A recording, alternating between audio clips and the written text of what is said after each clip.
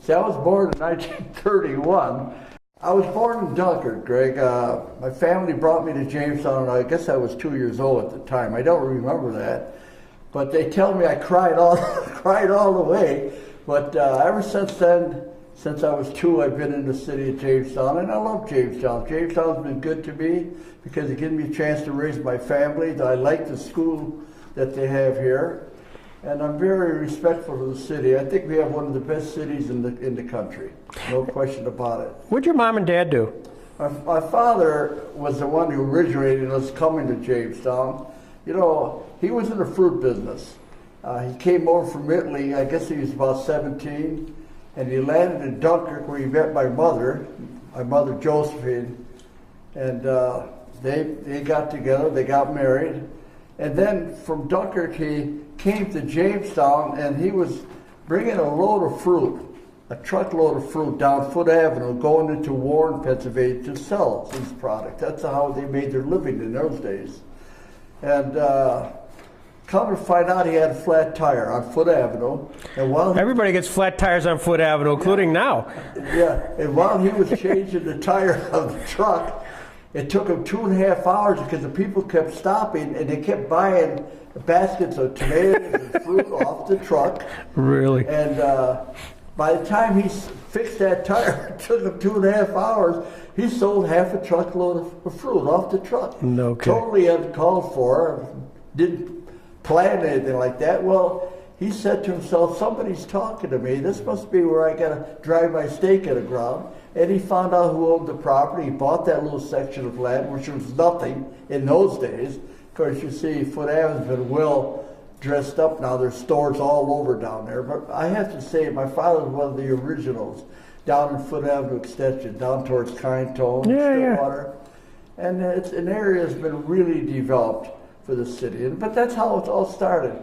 You don't know where something's going to hit you in the head and start something, you know, and that's what happened. And he's been very successful, and I'm proud of my father and my mother. I love them both. But this had to be about 1934. And it started with really nothing. It just started with a couple of pieces of board and a bench, and that's how we started. He went from there, they expanded and expanded. Then he built a house there, and we lived there, and we grew up there, my brother and I, Louis, and we grew up there. We went to school there, and we went to Kyneton District number 3, which is down in Stillwater. And it's a wonderful community, a wonderful bunch of people down there. And they got to know us as being fair and square type people, and we built up a business there, Carlo's Market. That was a long time ago. And just to make a hit on Robert H. Jackson, I waited on Robert H. Jackson when I was about 14. And he came into our driveway and he stopped to buy some fruit. I guess he had relatives down in Frewsburg, and he bought some plums and oranges and things like that. A very well-versed type gentleman, very well-dressed, and I had a chance to meet him. And it's an honor, because I know they're honoring Robert H. Jackson here in Jamestown, and they should. Just like they honor Lucille Ball from our area. They should remember. These are the elite that came from our area, and they should be addressed. And I think it's a wonderful idea, and I have a lot of respect for Robert H. Jackson. What did he buy? Well, he bought, I'll tell you what, in those days, he bought some plums and some cherries. I remember that. And in those days, the price was like 39 cents a pound. Mm-hmm. Today, they're over $1. But in those days, it was 39 cents. He bought 3 pounds of cherries, 3 pounds of plums, which was an outstanding sale. Because people used to buy half a pound of this and half. But he come in and bought 3 pounds of this, 3 pounds of that. And I was very excited because it was a good sale. And this would have been around 1945, 46? Well, yes. That was the time when I met him. Yeah. But, yeah. Because that would have been right after the Nuremberg trial. Right. I remember. I'm going to have to shake your hand again later on. I remember that so well. And I feel honored to have, at least have had a hand to meet the man anyway. Yeah. You know. And he was a great individual, very down-to-earth type fellow. Yep. So 1931, you're born. Do you remember December 7th, 1941? I do.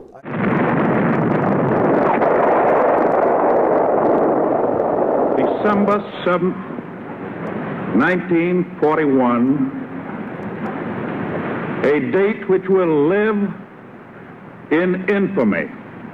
Matter of fact, one of my good friends here in Jamestown, Joe Panabianco, was in Pearl Harbor at the time the Japanese had their sneak attack. And Joe, him and I used to talk about it. He was in the Navy, and he says that Jap planes came in real low, and he can actually see the pilots smiling, of all things. Mm-hmm. He remembered that, and they were strafing and doing such damage as they could. And he remembered that. He says, yeah, they came down, they was actually smiling at me. I couldn't believe it. And then they'd fly off and come back and make another attack run.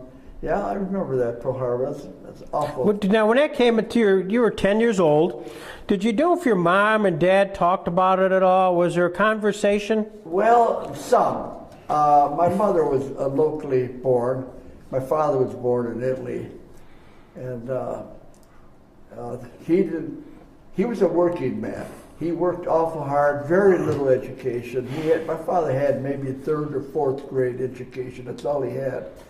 That's all they give him in Italy. And then, of course, he wanted to come to our country to do his thing. My mother talked about it a lot. And when the Korean War broke out, there was only me and my brother to help. My father had passed away.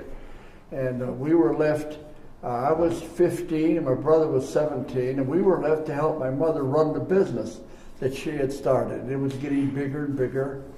And they started a draft at that time to bring the people into the service. And I remember they drafted me and my brother. They took two of us from our business, and she wrote to a congressman from Dunkirk. I forget his name. Reed. Huh? Reed. Daniel Reed. Right. And she told him, since you drafted both my boys, and I need one of them at least to help me run our business, or we're going to collapse over here. Well, through the efforts of Mr. Reed, she wrote me a letter. She said, I've got the pleasure of bringing one of you back. And at the time, I was in Korea, and I was with the 2nd Division at that time. And she said, I'm undecided between you're both my boys, and I don't know which one I should bring back. You being the youngest one, and my brother, he was married. And I wrote back and I said, Mom, I says, you know, of the two of us, I'm not in good land over here, but I'll take my chances. I'd rather stay here and finish out my tour of duty. I think you should take my brother back. He's got a family, he's got a wife, and he has a child. I think it'd be more acceptable to take him back.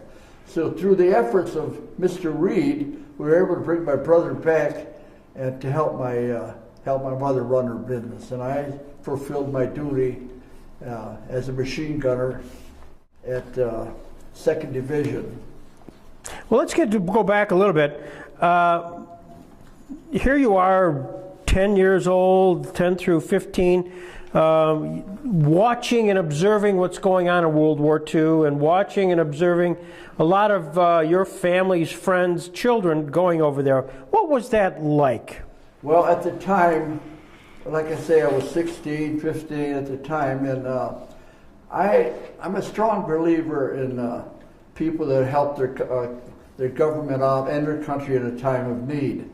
I was too young at that point when it first started, but as I got older and older, I become more engrossed in helping out our government to support our country in its time of need. And I had never heard of Korea. I heard it was over by Japan, the best I knew. And when I got drafted at that time, I guess I was 22. I had a girlfriend who became my wife, and I might add that we've been married 61 years. Good for you. And that's a long time, and she's been a wonderful wife to me. So when you get the letter, I always was interested, when you get the letter from the U.S. government saying greetings, what was your reaction?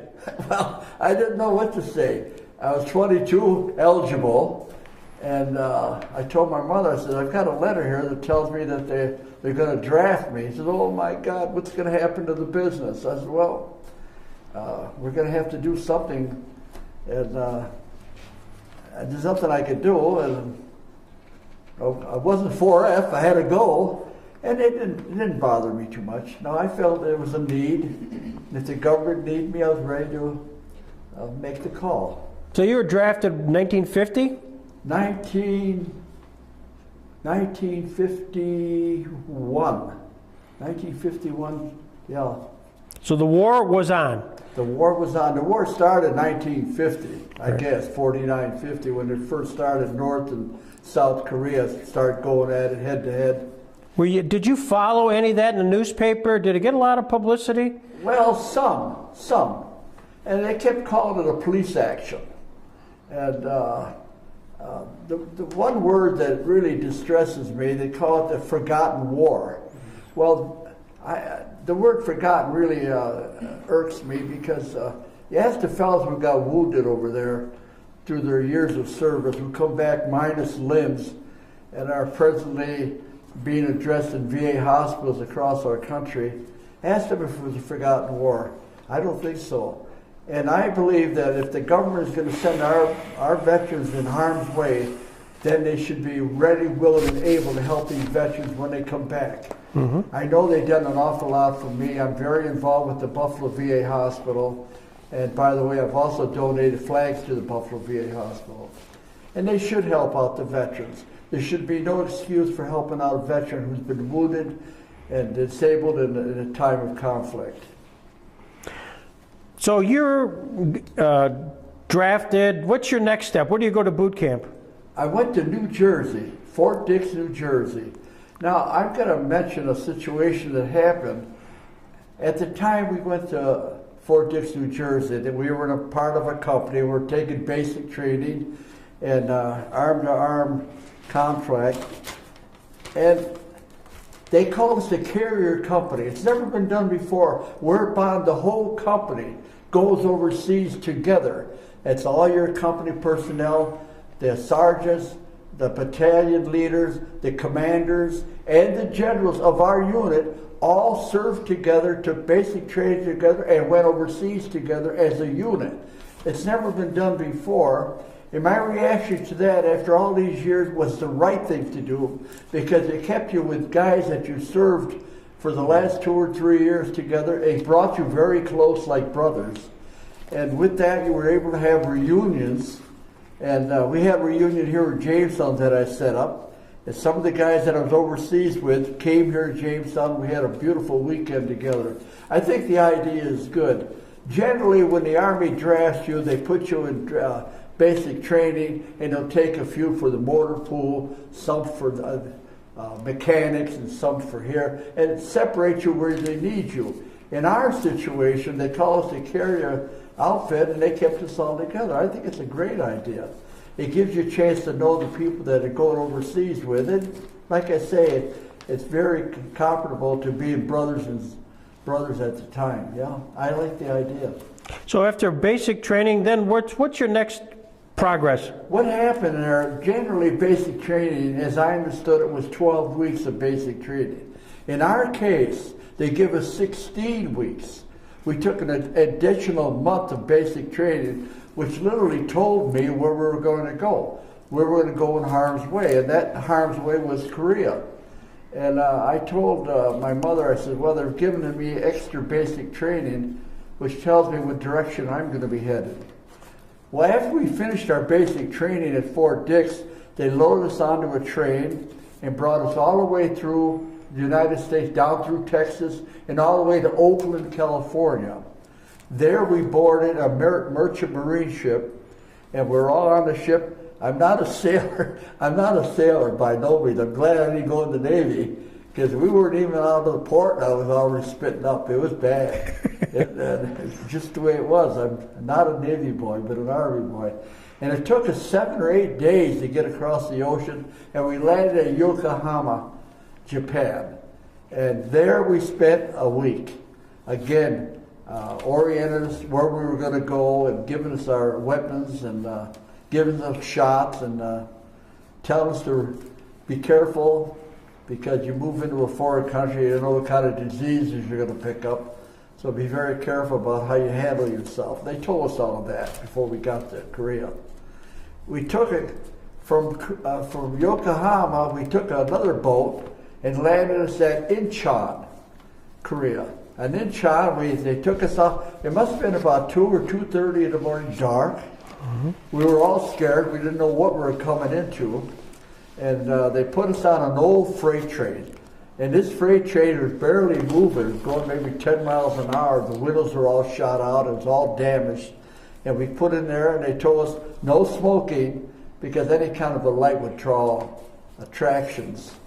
And they took us from there, and we proceeded up to the front line. It must have been about 3 o'clock in the morning. And we were afraid. We didn't know what was going to happen to any of us. And we got up maybe 3 or 4 miles from the front. We got off the train, and they talked to us, and they said, be very quiet, and they moved us up to the front line. And we're all just hugging together. We got up to the front line, and they told us that you two guys in this here bunker here, and you three go over there, and they moved us all the way along the front line. And this here is about 4 or 5 o'clock in the morning. And I was a machine gunner, and me and my assistant machine gunner, they put us in a bunker, and we relieved some British outfits. Now, Korea was supported by a lot of different countries in the world that sent troops over to help out the South Koreans. We relieved some British outfits, and the bullets that they had for the machine gun didn't fit our machine guns. So their ammunition, we couldn't use their ammunition. And some of their hand grenades were okay. We could use those, and we brought our own hand grenades and all kinds of ammunition with us.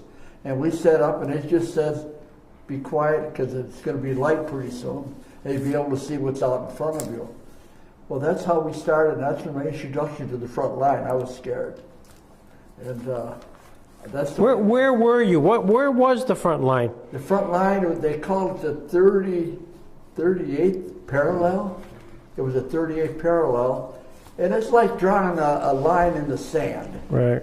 And we were on one side of that line, and on the other side, during the next day when the light came up, you could see mountains. There was nothing but a lot of mountains over there. It isn't like swamps, what they put up with in Vietnam. And Korea was mostly mountains, a lot of mountains. And you knew that the North Koreans were on those mountains, and we were over here. It was kind of a holding action to start with. In other words, they told us don't shoot unless they're shot upon, then you return to fire.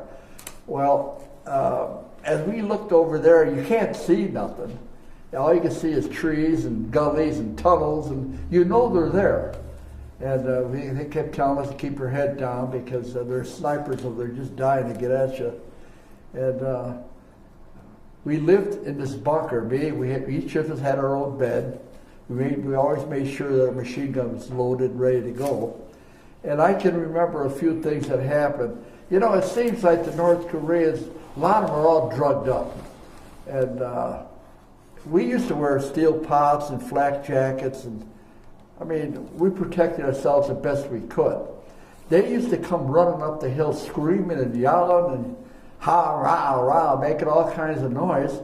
And they had softball caps on, golf shoes on. Unbelievable. They didn't have much protection. And it was rather easy to open up on them. And the way the fire program was set up, I would shoot so far, and the guy over here would shoot in front of me. It was just like a cross-action firing. And when you knew they were coming, you just opened up all you could. And I remember one fella, North Korean, he got up over 10 feet of our bunker before we finally got him, and we got him across his chest, and he laid there for a couple of days. And well, after a couple of days, you know, you want to get him out of there because they start to smell, and nobody was going to go out there to get him because you're out there where everybody could see you. So what I did, I got a rope, I put a hook on it, and I threw the hook out, and I grabbed a hold of his clothes. It took me about 4 or 5 times where I finally got a hold of him, and I dragged him into the bunker. From there, they took him away. Yeah. Gosh. Another situation I do remember, I want to bring you up to date, is we moved 5 different times. were 5 different battles across the front line. You went up on the front line, you were there for about 3 weeks. Then after that, you went back in reserve. You were, some other outfit would relieve you.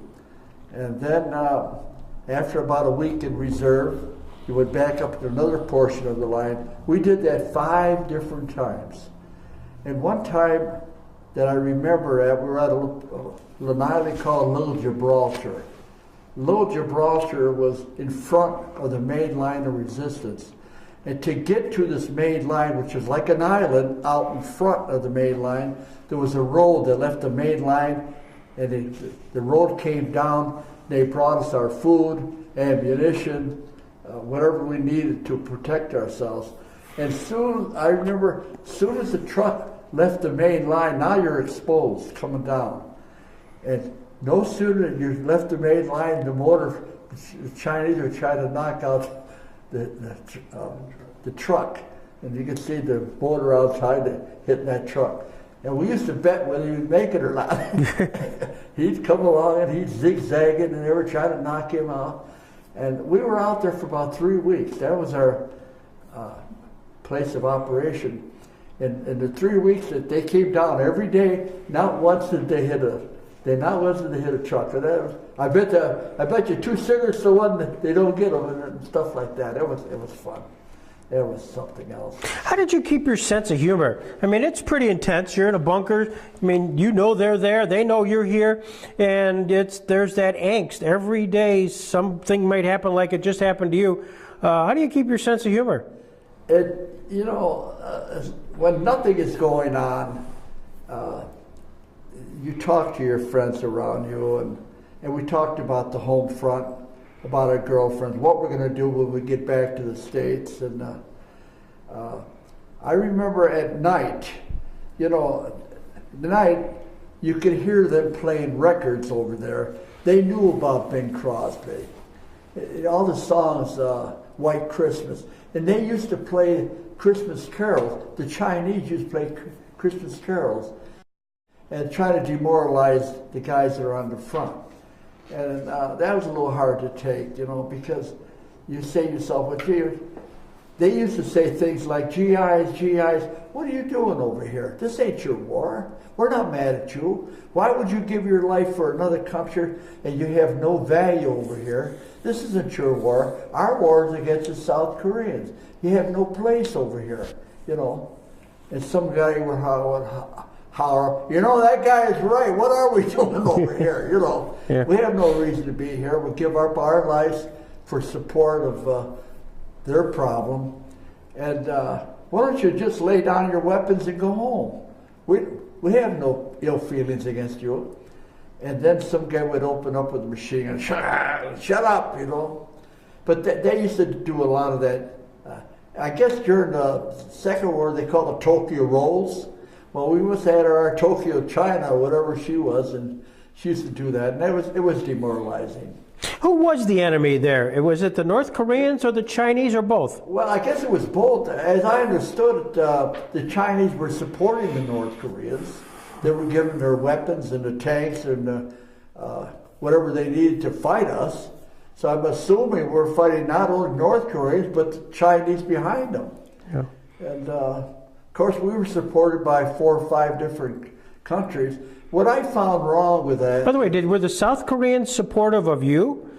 Well, no, not, they used to, the South Koreans, they used to call them Chogis, and South Koreans. They were supposed to be supporting us. And these were guys who were 18, 19, they're Koreans, and they had weapons, and they were supposed to help us. They were supposed to help us protect their country. And a lot of them didn't do that. They stole a lot of food from us, that I know. We had food, and they used to steal a lot of it. And these are supposed to be supporting us. And I could never understand why they would try to hurt us when we're there to help them, and I never did understand that. We regretted being there. I'd much rather be back in Jamestown. And as the story goes, I got to mention a couple of fellows who heard I was on the front line, and they came up to see me. And one was Jim Patty. Jim Patty and his father were in the construction business, and he heard I was in Jamestown, and he was with the 2nd Division Engineers Maintenance, and he took one of his Jeeps and come up to see me, and he says, he came in, he said, I understand Pete Carlo's up here. I said, yeah, and he came to see me, and I said, Jim, what are you doing up here? He said, well, I heard you were here, and I wanted to come up to see you. And I think he stayed just about 5 minutes, and he took off. And another fellow that come to see me was Angelo Soldano from Jamestown. These are 2 boys that I was well aware of in Jamestown who heard I was in Korea, and they come up to see me. And I appreciate that. But it was something that had happened, and it's part of my life. I'm very proud to have served in the government. I have no regrets for it at all, except in the last battle, I did get hit with hand grenades. And unfortunately, both my legs are filled with shrapnel. X-rays show that I got 97 pieces of shrapnel in my legs. And at the time I got hit, they put me on a truck and brought me back to a MASH outfit. They took a lot of the shrapnel out of me that was close to the skin, but they tell me that a lot of the shrapnel is so deep embedded in my legs that I'm forced to live with that. And at that time I was 22 or 23. Well, I'm 83 now, and a lot of years have passed, and it's really getting rather difficult. Talk about that battle. I mean, talk about, we don't get a chance to chat with somebody who's actually been hit. Where was it, and kind of the background? Give us a story. One time, as you mentioned it, one time we were in a reserve area. We were not on the front. We were in a reserve area, which is, I guess, 2 or 3 miles back. And we were in tents. We did not expect to be hit back there because they were after the main line. But the mortar rounds started coming in, and we had a sergeant by the name of Sergeant Kelly. And he was talking to a fellow by the name of Tony Perone, who was from Schenectady area. And they were outside of our tent, and they were talking. A mortar round, unfortunately, came in and landed right in between them and blew Mr. Perone's legs off. And as far as Sergeant Kelly, just riddled him, and he died right there. But we ran outside to help him. It was 2 or 3 in the morning. It was dark, and we picked him up, Perone, and I went to pick him up, and I could not feel any of his legs. His legs were gone, literally. And he was just moaning like crazy. We put him on the truck, and they brought him back, and Kelly was gone. He was dead. So that's the hard part. And a lot of our guys got hit with shrapnel. The mortars come in. I don't know why I didn't get hit that time. I should have, because the mortar round landed probably 20 yards away from me. But I was unfortunate. The good Lord took care of me at that time. And I got my wounds on the front line. How did it happen? I mean, were you you were in bunker and a? We weren't in a bunker. We weren't. We had trenches. And everybody hollered, "Get in the trenches! Get in the trenches!" So we all dove into the trenches. That was our only means of protection. And this thing lasted for the best part of an hour. Now, how they knew we were there in the reserve area, I don't know. But they got spotters, and they got guys who would tell them where we were, evidently, because we took a real beating at that time. We lost a few guys, and we weren't even in action. We were in reserve area, and they got us. So what's the sensation? When you see somebody's legs getting shot off, it leaves you with an impression that you'll never forget the rest of your life. And we helped him get in the truck, and the first thing we got back in the church, and I heard him saying, "Where's my legs? Where's my legs?" I said, "Tony, you've been hit pretty hard." That was all, and he passed out. Yeah. And when you got hit, what was your feeling? It was at you know, the funny thing is, when I first got hit, it did not knock me down. I could feel the shrapnel in my leg. I could feel it, but I just stumbled, and I tried to get into something to protect myself. And I must have walked maybe 5 or 6 feet before I collapsed. And I went down on the ground, and they came over, the medics came over, and they picked me up and said, "You got a wound in your legs." And I said to them, I said, "You know, I used to love to dance." He said, "Don't worry," he said, "you'll be able to dance again." And So that was your first reaction? Yeah, I said, I used to love to dance, and I figured I'd lost my legs. And they put me on a truck and brought me back.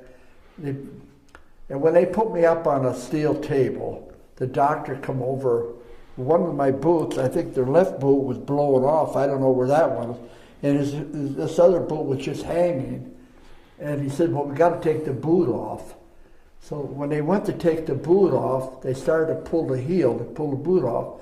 And there's a piece of shrapnel, as I understood it, was lodged between the shoe and my flesh. It was stuck in my flesh and in the boot. So when they started to pull the boot off, they literally was cutting my flesh, and I started to scream. He said, "Oh," I said, "You're hurting me, you're hurting me." Well, he looked down and he found that piece of shrapnel stuck, fragments. And he got a pair of pliers and they pulled it out. And they took the boot off, and that's when they helped me out. How long were you in the MASH unit? I was in the MASH probably 2 weeks. Yeah. 2 weeks. They pulled out all the shrapnel they could. He said, "Mr. Carlo," he said, "you've got so much shrapnel that we'd have to literally butcher you to get it all out. We don't care to do that, and we'd have to dig too deep to get it. So what you got is what you're stuck with." Yeah. Then what was that it for your participation then? No. They patched me up, and I really thought that was my way to get back home. I thought that was, they talk about the $1 million wound. Yeah. I thought I had it. I mean, what more do they want? So they put me, I actually ended up back on the front line again. I couldn't believe it. He said, "As long as you got your hands and you can pull the trigger, you're ready to go back to the front." And I said, "Geez," he said, "You'll be all right." And I actually spent the last 2 weeks, when the war ended, they called a truce. And they kept saying to us, he said, "They're talking at Parmesan at those days. And they're getting close to a ceasefire. But still, it hasn't been signed yet, so be on your guard." And little by little, they kept getting closer and closer to ceasefire. And finally, the sergeant came up to us and he told us, says, "The war is over. They signed the truce." I said, "Oh, God, maybe we get out of here?" "Yeah." And he said, "But we know it. We're going to pass the word along our line that the war is over. Don't be shooting anymore. But we're not so sure if the enemy knows it. Yeah. So we don't know if the word got up to them. So stay hidden until the word comes out." It took 2 or 3 days before I finally looked out through the bunker and I could see the Chinese on the other hill. And they're waving to us. They're waving. I couldn't believe it. They're waving to us. And like that, whoa, time to go home.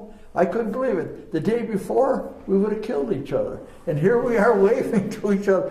Boy, it's like, remember the McCoys and... Hatfield McCoy? Huh? Hatfields. Yeah. It seems like that. The McCoys are, don't shoot them or shake hands. I wasn't ready to shake hands with anybody. Yeah. You know? But... So you get the word.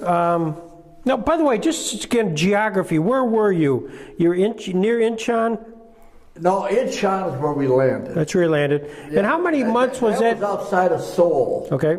We went through Seoul. I had a chance while I was there to visit Seoul twice. And at the time we visited Seoul, the town was all shot apart. There wasn't much left there. All the buildings they had, which weren't much, were all blasted apart. And the roads were all damaged. They had intensive fighting long before we got there. There wasn't much of a town. Seoul was the capital of South Korea, and there wasn't much. We had a chance to see that, but from Incheon you went up to the front. In other words, you went to where the action was. But as I understand it now, after all these years, the United States is built back, so back up. It's a beautiful city now. 2013, 2014, it's a beautiful city now. But at that time, during war-torn time, it wasn't much. So you were pretty much in the same general location while you were there, right? Basically, we moved 5 times. The line was all the way across the center of Korea. They took us up to one. We relieved an outfit there. It could have been from Panama, or they could have been from Philippines. It could have been Britain, French. And then we went, after a month, you went to another part. We moved 5 different times. And we moved 5 different times, back and forth, back and forth. And each time you got relieved by somebody else. And they took over where your front line was, your section. Today, when you look back on the Korean War and your experience, when people ask you about it, what do you say? Well, it makes you wonder, was there a reason for us to be there? Did we have a purpose there? And what was the purpose? Did we satisfy ourselves, or did we satisfy just the government? What was our reason for being there? Why did we put our life in danger to help somebody that didn't really want to be protected? I can't be sure that our reason was just. We had a reason to fill. We had to be there. That was the truth. But when it was all over, ask the veterans who got wounded over there. Do they feel that they had a need to be there? Or somewhere in their heart, did they feel that they shouldn't have been there? But our government sent us there, and you had to do what the government told you to do. But I hope to God, from now on, that our government has more common sense to get involved in all these conflicts. It seems like these countries around the world just love to fight. And that's not our nature. And I just hope that there never is another Korea again. That my grandchildren doesn't have to put up what I had to put up with. Yeah. When you came home and you met caught up with your mother and Louis, what was that like? I tell you, we landed, when we came home, we took a boat and we landed in Seattle, Washington, coming back. And then from there, they flew us across the states to Buffalo. We got into Buffalo about 3 o'clock in the morning. There was 3 of us. Myself, a friend of mine named Glenn Vanderwerk, and another fellow from Busti. And here we are, no buses, no nothing, and we wanted to get home real bad, so we hired a cab. The 3 of us pooled our money, and we hired a cab to drive us from Buffalo to Jamestown, 3rd and Main. And when we got off there, I think it cost us $15, $5 a piece in those days. And we got off at 3rd and Main, and we looked at each other and said, we're back home now. Each of us had our memories. And, the funny thing happened to me. I was afraid to go home. In my mind, for some reason, I felt a tension. I knew I was home. I was happy to be home. But somehow or other, there was a reaction in my body that I was afraid to go home and to meet my mother for some unknown reason. So we went to a coffee shop down in Jamestown on 3rd and Main, and we had a cup of coffee, and some of the fellows that were there remembered us from school, and we told them we're just back, and we're happy to be back, but I'm a little reluctant to go to my home. Each of us felt the same way. We didn't know what kind of feeling we were going to get back from our families. And I took another cab from 3rd and Main to my home on Foote Avenue, and I knocked on the door, and my mother answered the door, and I looked at her and I started to cry. And she started to cry, and we hugged each other, and we were glad to be back home again. And that was the first time I had seen my mother in 2 years.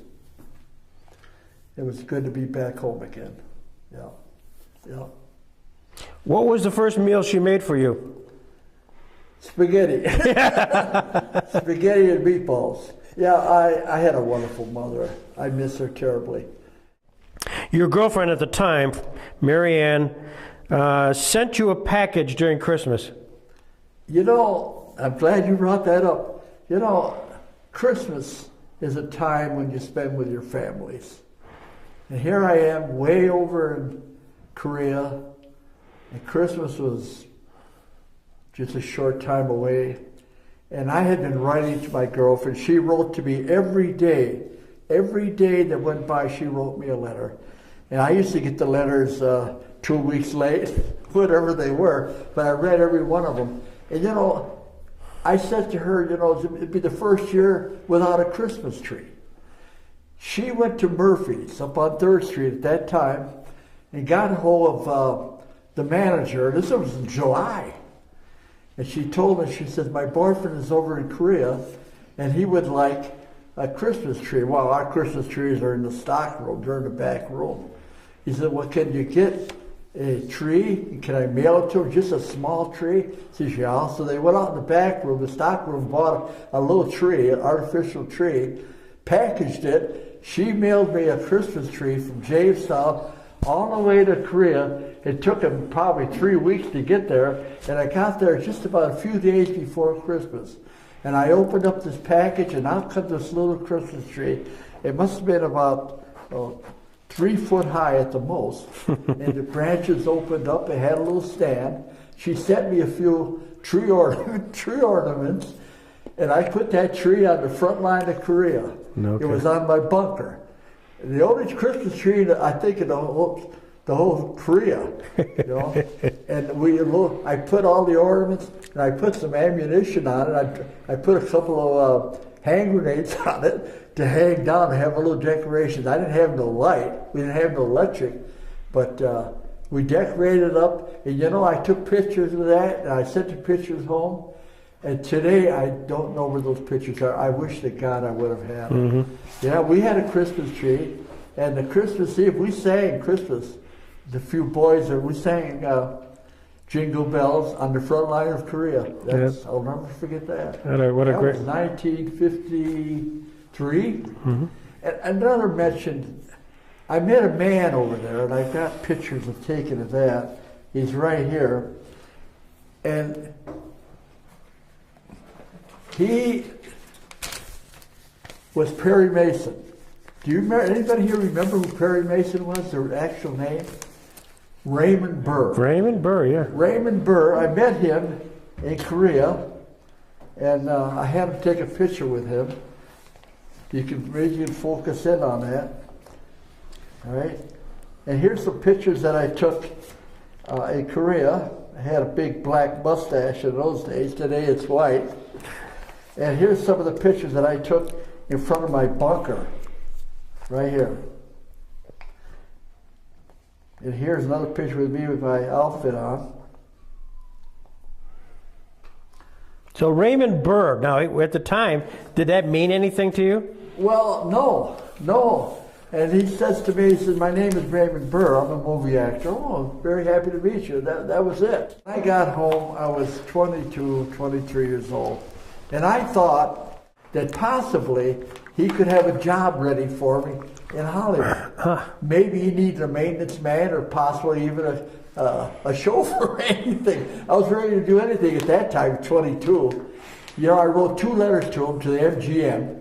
I know he's affiliated with them. He never answered me back. I never got a letter back from Raymond Burr. But I do remember meeting him, and I did take a picture. That's great. Well, that's his loss. Huh? That is his loss. I thought at the time possibly I could have flown there, took my wife with me, and could have opened up a whole new career. Just an idea. Explain some of the other medals? Well, some of the medals are the fall offensive, winter offensive, spring offensive, the 3 medals there, the Purple Heart, what do you call the medal for sharpshooter medal.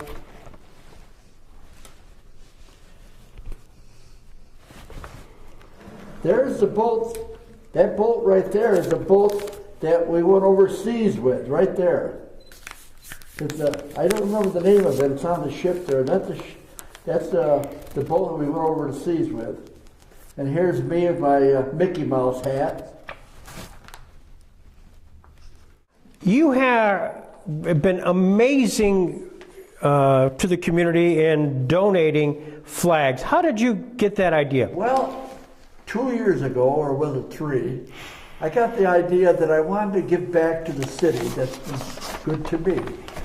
And I started off buying flags. These are nylon flags, and I might say, I won't open it all up, it'll take forever to fold it, but I've given out over 200, a little over 200 flags in the Jamestown community. And this is something that I come up with that I thought that the people would enjoy. And it certainly cuts down on the budget of all the schools.